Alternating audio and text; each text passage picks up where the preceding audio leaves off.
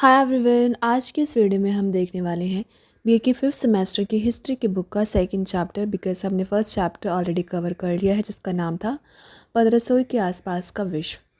आज के इस वीडियो में हम सेकंड चैप्टर देखेंगे जिसका नाम है राजनीतिक धार्मिक परिवर्तन। ठीक है, राजनीतिक धार्मिक परिवर्तन में मेनली 3 टॉपिक है, रिनेसांस, रिफॉर्मेशन और ग्लोरियस रेवोल्यूशन। रिनेसांस यानी कि पुनरुत्थान या पुनर्जीवन।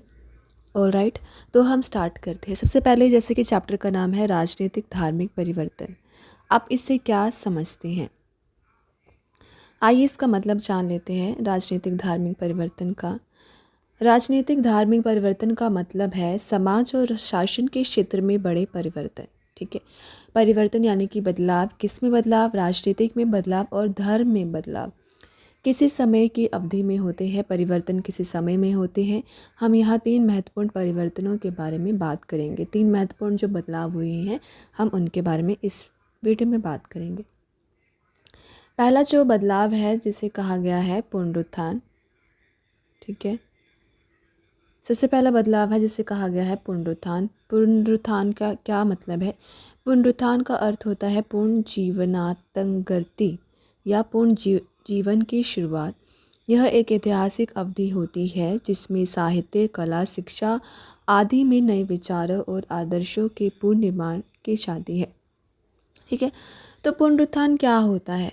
शिक्षा है, वैसी बात है, कला है, साहित्य है, लेकिन इनमें जो परिवर्तन होते हैं, इनमें जो बदलाव होता है उसको कहा जाता है पुनरुत्थान, रीनेसांस। ऑल राइट, अब हम एक उदाहरण की तरह समझते हैं। ओके, एक उदाहरण के रूप में विश्व इतिहास में रीनेसांस एक पुनरुत्थान का उदाहरण माना जा सकता है। रीनेसांस काल में यूरोप में कला, साहित्य, विज्ञान और शिक्षा के क्षेत्र में नए विचार, आदर्श प्रकट हुए। यह एक सांस्कृतिक उत्थान का उदाहरण है जिसमें पुरानी सांस्कृतिक धाराओं के साथ नई और नवाचारिक विचारों का पुनर्निर्माण हुआ। So this is very easy to understand because example दिया है जो पुनर्निर्माण का एग्ज़ाम्पल दिया है रीनेसांस से जुड़ा हुआ है। जैसे कि यूरोप में ये हुआ, कला में बदलाव, साहित्य में बदलाव, विज्ञान में बदलाव और शिक्षा में बदलाव, इनमें नए विचार का प्रकट होना। ठीक है, इसी को कहा गया है पुनरुत्थान, रीनेसांस। आइए अब हम डिस्कस करते हैं रिफॉर्मेशन। रिफॉर्मेशन क्या था? एक महत्वपूर्ण धार्मिक और सामाजिक आंदोलन था। ठीक है, क्या था? धार्मिक और सामाजिक आंदोलन जिसने 16वीं सदी में यूरोप में अदला बदली की थी। यह आंदोलन रोमन कैथोलिक चर्च के विचारों, सिद्धांतों और प्रथाओं के खिलाफ हुआ था और इसने नए प्रोटेस्टेंट समुदायों की उत्पत्ति की थी।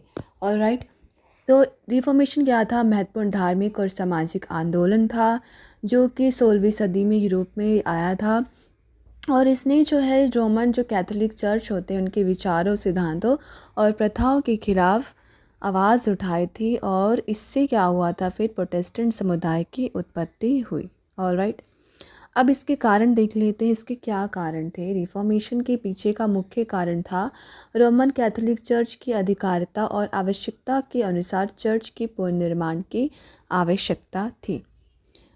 मुख्य प्रमुख कौन थे इसके? Martin Luther. मैं अंडरलाइन ठीक से कर देती हूँ। मार्टिन लूथर इसके मुख्य प्रमुख थे। किसके? रिफॉर्मेशन के। और कब से कब तक थे? यहाँ पे दे रखा है 1483 से 1546 तक।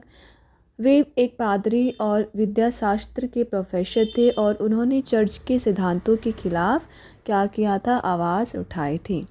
अब हम देख लेते हैं मुख्य विचार। मुख्य विचार क्या थे? रिफॉर्मेशन ने चर्च की प्रमुख प्रथाओं जैसे पाप की दया और धार्मिक अधिकारिता के खिलाफ थे। लूथर ने विश्वास के माध्यम से उद्धारण के खिलाफ आवाज़ उठाई, जिसका मतलब यह था कि व्यक्ति को उसके विश्वासों के आधार पर उद्धारण होता है, न कि चर्च की दया या पाप के अनुशासन से। अब इसके प्रभाव देख लेते हैं। इसके क्या क्या प्रभाव थे?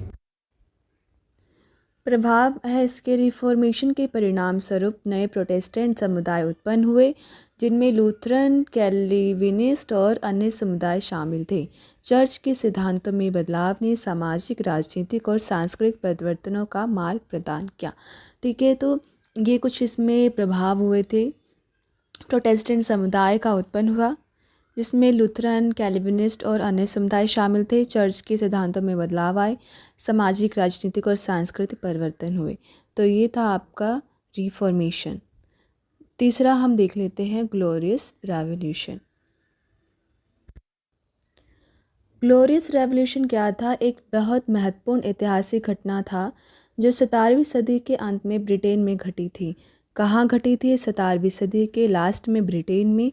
इस घटना का परिणाम स्वरूप ब्रिटेन में व्यावसायिक राजघराने की स्थापना हुई और संसद ने राजघराने की जीत हासिल की। ठीक है, ये घटना जब हुई, इसके फलस्वरूप क्या हुआ? ब्रिटेन में व्यावसायिक राजघराने की स्थापना हुई और संसद ने राजघराने की जीत हासिल की। किसने? संसद ने। इसका क्या कारण था? इस घटना के पीछे का मुख्य कारण था कि ब्रिटेन में राजघराने और संसद के बीच ताक जम गया था। राजा जेम्स तृतीय और उसके पुत्र जेम्स तृतीय के धार्मिक प्रतिशोध की स्थिति ने ब्रिटेन में नाराज़गी उत्पन्न की थी। ये इसका कारण था। अब घटना देख लेते हैं। इसका घटना 1688 में हुई, जब राजा जेम्स तृतीय के पुत्र जेम्स तृतीय की पत्नी मैरी विलियम ऑफ ऑरेंज के साथ मिलकर ब्रिटेन में आए और संसद से आग्रह किया कि उन्हें बुलाया जाए।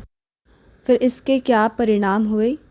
पहला जो परिणाम है, इसके परिणाम स्वरूप जेम्स तृतीय ने सिंगलन घटना में नहीं हिस्सा लिया और उनकी राजघराने से पलायन करना पड़ा।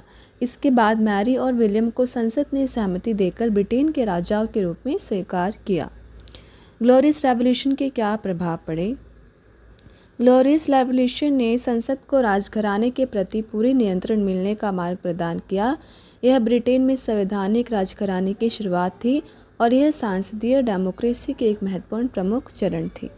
ठीक है, तो ये था आपका चैप्टर। बहुत इजी चैप्टर था। आई होप से आपको अच्छा लगा होगा। अच्छा लगा प्लीज़ लाइक करें, कमेंट करें, चैनल को सब्सक्राइब करें। नेक्स्ट वीडियो देखने के लिए बेल आइकन पर क्लिक करें। धन्यवाद।